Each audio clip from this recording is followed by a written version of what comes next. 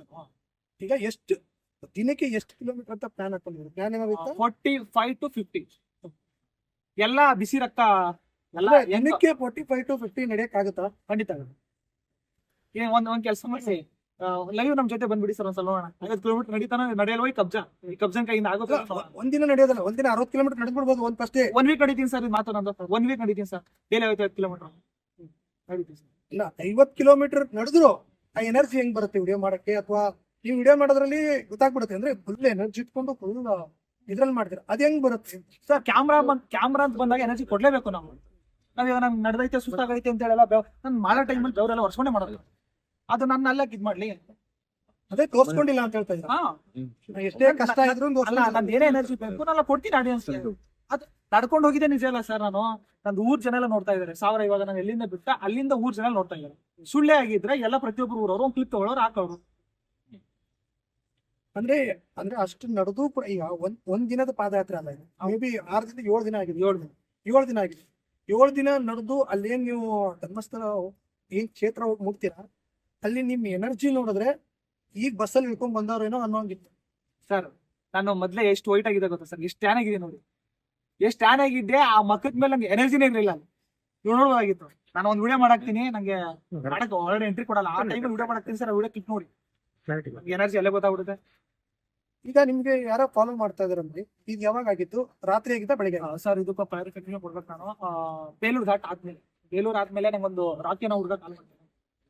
ನಾನು ನಮ್ಮ ಟೀಮ್ ನ ಕರ್ಕೊಂಡ್ಬಂದು ಕುಡ್ಸ್ಕೊತೀನಿ. ಮಗ ಈ ತರ ಕಾಲ್ ಬಂದಿದೆ ನಮ್ಗೆ, ನನ್ ಜೊತೆ ಏನಾಗುತ್ತೆ ಗೊತ್ತಿಲ್ಲ, ನನ್ ಜೊತೆ ನೀವು ಬರ್ತೀರಾ ಮುಂದಕ್ಕೆ ಅಂದಾಗ ಎಲ್ರು ಬರ್ತೀವಿ ಅಂದ್ರು. ಆ ಟೈಮಲ್ಲಿ ಇನ್ನೊಬ್ರು ನಮ್ಮ ಅಮೋಗಿ ಅಂತ ಹುಡುಗ ಅವನೇ, ಅವ್ರ ಅಕ್ಕ, ಅವರು ಗೊತ್ತಿಲ್ಲ ಅವ್ರು ಯಾವ್ದೋ ಪಾಪ ಇದು ಅಧ್ಯಕ್ಷ ಅಂತೆ, ಅವ್ರು ಬರ್ತೀನಿ ಅಂದಿದ್ರಂತೆ. ನಾನು ಅವ್ನಿಗೇನಂದೆ, ಅವ್ನಂಗ ಅದೆಲ್ಲ ಹೇಳಿಲ್ಲ, ಅಧ್ಯಕ್ಷ ಅದು ಇದು ಏನು ಹೇಳಿಲ್ಲ. ನಮ್ಮ ಅಕ್ಕ ಬರ್ತಿದಾರೆ ಅಂತ. ಮಗ ಈ ಟೈಮಲ್ಲಿ ಬೇಡ, ನಾನು ಹೇಳಿದ್ದಿ ಮಾತು, ಈ ಟೈಮಲ್ಲಿ ಬೇಡ. ಯಾಕಂದ್ರೆ ನನ್ ಫೋನ್ ಬಂದಿದೆ, ನಮ್ದು ಲೈಫ್ ರಿಸ್ಕ್ ಅಲ್ಲಿ ಐತೆ, ಒಬ್ಬರು ಹೆಣ್ಮಗನ ಕರ್ಸ್ಬಿಟ್ಟು ಮಾಡೋದ್ ಬೇಡ, ಈ ಟೈಮಲ್ಲಿ ಬೇಡ ಅಂತ ನಾನೇ ಹೇಳಿದ್ದಿ ಮಾತು. ಅಲ್ಲಿಂದ ಆ ಕಾಲ್ ಬಂದಾಗ ಒಂದು ಪ್ಯಾನಿಕ್ ಆಗ್ತೀನಿ ಸರ್. ನಾನು ತುಂಬಾ ಅಂದ್ರೆ ಎಮೋಷನ್ ಆಗ್ಬಿಡ್ತು. ಅವರು ಏನಾಗುತ್ತೋ ಏನಿಲ್ವೋ ನೋಡೋಣ, ಒಳ್ಳೆ ಕೆಲಸ ಮಾಡಕ್ ಹೋಗ್ತಿದೀವಿ ಅಂದಾಗ ನಾಗೇನಹಳ್ಳಿ ಒಂದು ಹಾಸ್ಪಿಟಲ್ ಇರುತ್ತೆ, ಅಲ್ಲಿ ನಮ್ಗೆ ಓಮಿನಿ ನಮ್ಮ ಫಾಲೋ ಮಾಡಿದ್ದು CCTV ಫುಟೇಜ್ ಸಿಗುತ್ತೆ. ಇಲ್ಲ ಅಂತಿಲ್ಲ, ಇನ್ನೂ ಹೇಳ್ತಿರೋದು ಆ CCTV ಫುಟೇಜ್ ತಂದು ನಿಮ್ಗೆ ನಾನು ಕೊಡ್ತೀನಿ ಬೇಕಾದ್ರೆ. ನೀವೇನಕ್ಕೆ ಶೂಟ್ ಮಾಡಿ? ನಾನು ಪ್ಯಾನಿಕ್ ಆಗಿದ್ದೆ. ನಮ್ ಟೀಮ್, ನನ್ನ ಜೊತೆ ಇರೋ ಟೀಮ್ ಹೆಂಗಿತ್ತು ಅಂದ್ರೆ ಎಲ್ರು ಏಜ್ ಅಂದ್ರೆ ಒಂದು 18 or 19 ಆ ತರ ಇರೋರು. ಯಾರಿಗೂ ಇದು ಇಲ್ಲ ಸರ್, ಅಂದ್ರೆ ಧೈರ್ಯ ನನಗೆ ತುಂಬಾ ತರ ಅವ್ರಲ್ಲ. ನಾನೇ ಪ್ಯಾನಿಕ್ ಇದ್ದ ಡಬಲ್ ಪ್ಯಾನಿಕ್ ಆಗ್ಬಿಟ್ಟು. ಒಂದೇ ಬಂದಿಲ್ಲ ನಿಮ್ಗೆ? ಓಕೆ, ಒಂದು ಕಾಲು ಅಂದ್ರೆ ಒಂದೇ ಗಾಡಿ ಬಂದಿಲ್ಲ, ಎಷ್ಟೊಂದು ಗಾಡಿಗಳು ಬಂದ. ಮೂಮೆಂಟ್ ಅಲ್ಲಿ ಯಾವ ಕಾರ್ ಬರುತ್ತೋ ನನ್ನ ಜೊತೆ ಅವ್ರು ಅದಂತಿದ್ರು, ಅಣ್ಣ ಒಂದು ಕಾರ್ ಫಾಲೋ ಮಾಡ್ತಿದ್ದೆ, ನಮ್ಮನ್ನ ಫಾಲೋ ಮಾಡ್ತಿದ್ದಾರೆ, ಅಪಾಯ ಆಗ್ತಿದೆ ಈಗ ಹೇಳ್ತಿದ್ರು. ಯಾವ್ದೇ ಕಾರ್ ಬರ್ಲಿ ಅವ್ರು ಒಳ್ಳೆ ಬೇರೆ ಆಂಗಲ್ ಇಂದ ನಾವು ಇದ್ ಮಾಡ್ತಿದ್ವಿ, ಜಡ್ಜ್ ಮಾಡ್ತಿದ್ವಿ. ಆ ಟೈಮಲ್ಲಿ ಕಾಲ್ ಬಂದಾಗ ನಾನು ಇದೇ ಹೇಳ್ತಿರೋದು, ನನಗೆ ಕಾಲ್ ಬಂದಿದ್ದು ಸತ್ಯ.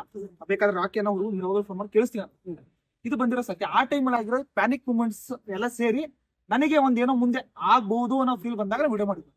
ಮುಂದೆ ಏನಾದ್ರೂ ಆದ್ರೆ ಏನಕ್ಕೆ ಒಂದು ಸೋಷಿಯಲ್ ಮೀಡಿಯಾದಲ್ಲಿ ಒಂದು ವಿಡಿಯೋ ಮಾಡಿ ಹಾಕೋಣ, ಏನಾದ್ರೂ ಆದ್ರೆ ನಮ್ಗೆ ಸಪೋರ್ಟ್ ಇದ್ದೇ ಇರ್ತಾರೆ. ಒಂದು ಸೋಷಿಯಲ್ ಮೀಡಿಯಾ ಮತ್ತೆ ತಂಗಿ ಹೇಳುತ್ತೆ ಅನ್ನೋ ಕಾರಣಕ್ಕೆ ನಾನು ಹಾಕಿರೋದು ವಿಡಿಯೋ. ಈಗ ನಿಜಾನೇ ಆಗಿರ್ಬೋದು, ನನ್ ಸುಳ್ಳು ಅಂತ ಹೇಳ್ತಾರೆ, ನಿಜಾನೇ ಆಗಿರ್ಬೋದು. ಬಟ್ ಅದ್ರ ಇಷ್ಟೊಂದೆಲ್ಲ ವಿಡಿಯೋಗಳನ್ನ ಮಾಡ್ತಾ ಇದ್ರ, ಬಟ್ ಅದ್ರದ್ದು ಒಂದು ಕ್ಲಿಪ್ಗಳು ಬರ್ಲಿಲ್ಲ. ನಾನು ಅದೇ ಹೇಳ್ತಿಲ್ಲ ಸರ್, ಆ ಟೈಮಲ್ಲಿ ಪ್ಯಾನಿಕ್ ಆಗಿದ್ದೆ ನಾನು ಅದನ್ನೇ ಹೇಳ್ತೀನಿ. ನಿಮ್ಗೆ CCTV ಫುಟೇಜ್ ಸಿಗುತ್ತೆ, ಅದು ಸಿಗುತ್ತೆ. ನಾಗೇನಹಳ್ಳಿ ಬೇಲೂರು ಅವರೇ ಅಂತ ನಿಮ್ಗೆ ಹೆಂಗ್ ಗೊತ್ತಾಗುತ್ತೆ? ಯಾವ್ದೋ ನಾರ್ಮಲ್ ಪಾಸ್ ಆಗ್ತಿರ್ಬೋದಲ್ಲ? ಅಲ್ಲ, ಅದೇ ಒಂದು 4-5 ಸಲ ಪಾಸ್ ಆಯ್ತು ಸರ್. ಅದೇ ಒಮ್ಮೆ ನಮ್ಮ ಎದುರುಗಡೆಯಿಂದ ಅವಾಗಲೇ ನಮ್ಮ ಭಯ ಜಾಸ್ತಿ ಸ್ಟಾರ್ಟ್ ಆಗಿದ್ದು. ಅವಾಗ ಏನ್ ಮಾಡಿದ್ವಿ, ನಾವು ಮೇನ್ ರೋಡಿಗೆ ನಿಂತಿರ್ತೀವಿ, ಹಾಸ್ಪಿಟಲ್ ಪಕ್ಕ ಒಂದು ಇದು ಇರುತ್ತೆ, ಅಲ್ಲಿಂದ ಒಳಗಡೆ ಹೋಗ್ತೀವಿ ನಾವು.